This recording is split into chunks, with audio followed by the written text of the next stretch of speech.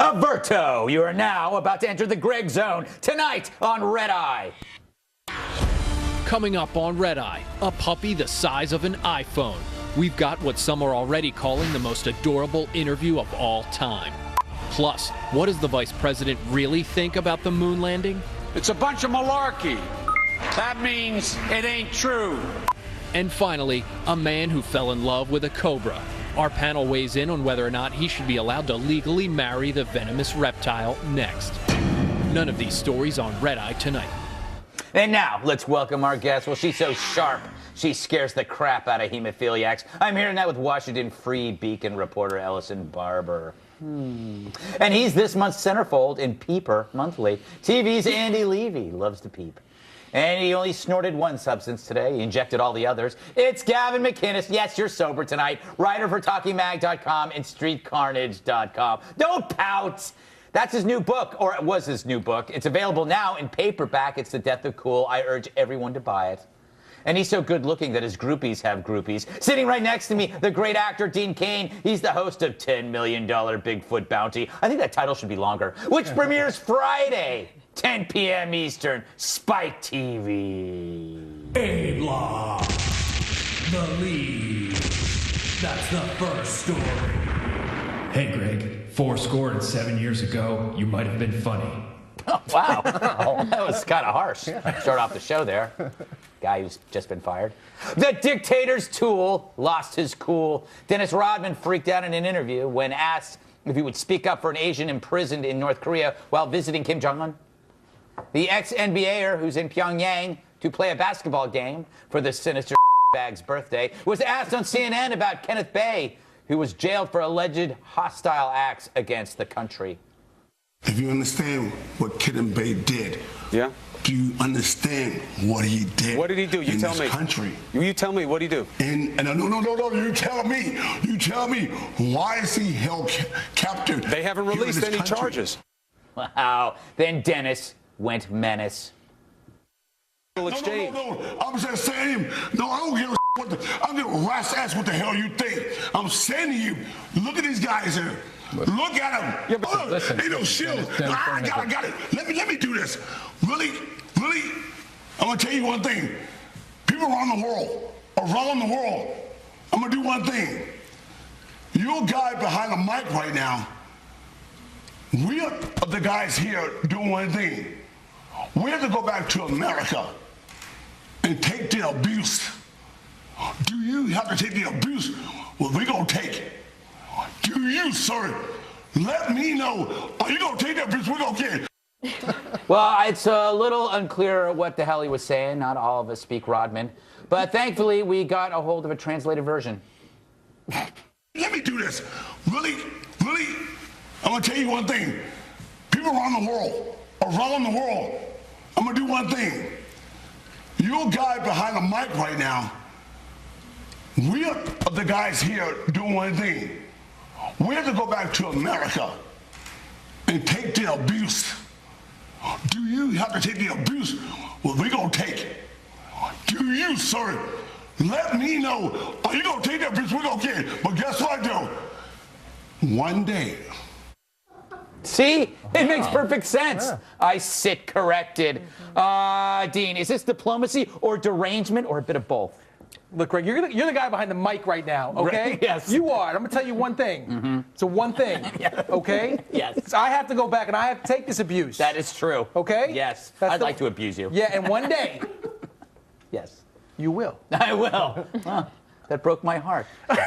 Gavin, you speak nonsense. What was Rodman saying, and do you agree with the point he was making? I think he was being very clear. He was saying that you're sitting there behind the microphone and you're being mean to me. Yes. And when I get back, other people are going to be mean to me because it was negligent of me to come here and play basketball for a bunch of money when there's so many human rights violations. I liked it better when you were drinking. You asked for it. No, I didn't. I just said don't get totally wasted before the show. Now look at you. You won't even, respond. What? Sorry? All right. No, but can I say one little thing? Yes.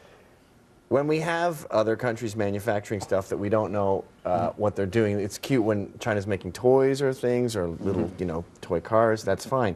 But when you get into more important stuff like parts for planes or pharmaceuticals, we can't trust these places. And North Korea is just a crappy China. Right.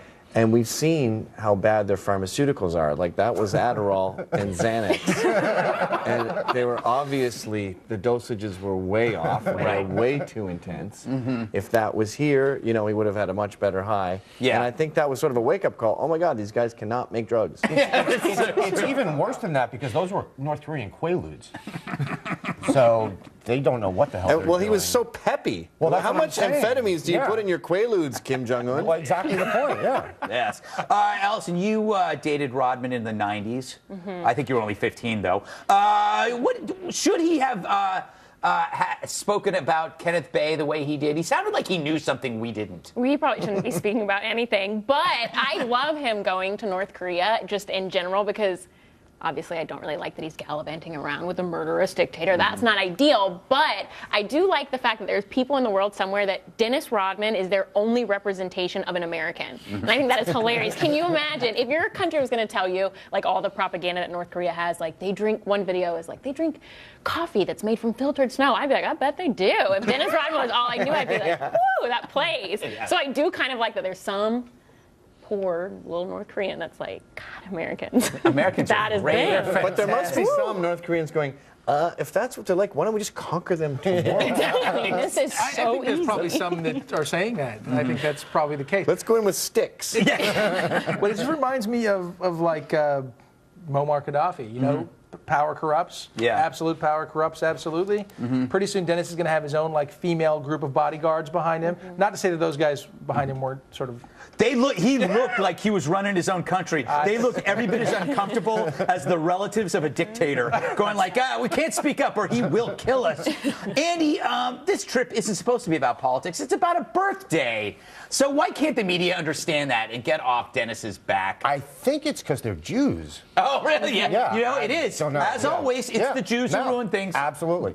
You can see him in the background behind there. One of the players who's over there with Rodman, Knicks former not-so-great Charles Smith, he's having some second thoughts. And he's basically saying, he said, some of the statements and things that Dennis has said have tainted our efforts. Oh. Yeah. And then he says he feels a lot of remorse for all the guys who are over there because they're doing something positive, but they're being portrayed so horribly. And it's just, you look at these guys and it's like, first of all, you're over there for the money because you need it. Yeah. And the whole thing has just become really, like Rodman, I don't feel sad for it because he's just, he's Rodman. But these other guys sort of got used and they got offered this money and they're over there making fools of themselves. And now they just realize that. And the worst thing is, where do they go? Like, it's like after that thing, it's like, well, you guys want to go to Fridays or something? Or maybe there's a strip club we can get drunk at. They can't even do that. Yeah. Actually, there you can have a strip club brought to you. That's true. I just heard it through the grapevine. And sadly, they strip everything, including the flesh, because that's what he does. The good thing for Charles Smith is once he gets back to America, nobody will recognize him unless he's missing layups. Yeah. So, little sports humor hey, for I'm a people who Knicks understand fan. it. We have long memories. I have no memory because I don't watch any sports. Sports remind me that I'm going to die. Because you notice that sports are stagnant. No matter when you watch them, they're always the same. So you're always reminded that you're aging. Aren't they getting better at them? Aren't there more slam dunks than there was 20 No, I'm years just saying ago? the rules are the same and the ages are the same, yet I'm getting older, so every time I watch sports, I feel It's like the I'm opposite dying. of Matthew McConaughey in Dazed and Confused. Yes, exactly. Yes. They stay the same age, I get older. Right. But he was happy about that. Yes. You're not. No, I'm not. Let's ostracize more viewers. Ever notice how awesome modern dance is? I was just making a philosophical point as to why I don't watch sports or go to museums. I don't go to museums either for the same reason. Because you see Tutankhamun and you go, I could probably die. Yeah, what else? Yes, I see a mummy and I go, wow, he's been dead for a long time. I am going to die. That's just things that happen. What else do you not do? Daycares from now on. Oh my God. All right, he's not a fan of the band. Why are they picking on me? I'm just speaking my mind. What little of it is left. A federal